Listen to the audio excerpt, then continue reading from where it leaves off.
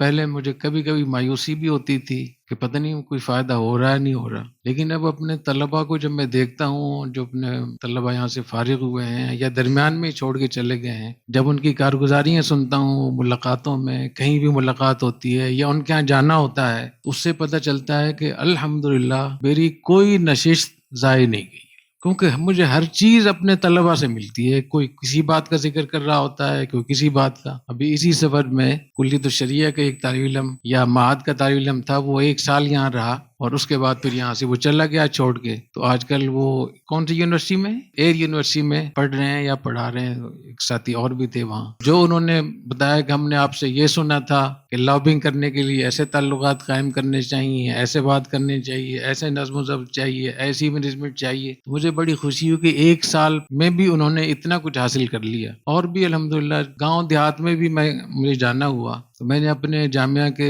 فضلاء کرام کو دیکھا، طلباء کو دیکھا کہ ان کا گھر بھی اچھا خاصا منظم ہے، ان کا کمرہ، ان کی جو بیٹھک ہے، مہمان خانہ ہے، ان سے ملنا ملانا، ان کا اکرام کرنا، طریقہ کار ان کا۔ اس لیے مجھے اللہ کی رحمت سے بہت امید ہے کہ جو بھی ہم آپس میں بیٹھتے ہیں یہ سب اللہ کے لیے بیٹھتے ہیں، وما کان للہ یبقی، جو اللہ کے لیے وہ باقی رہتا ہے۔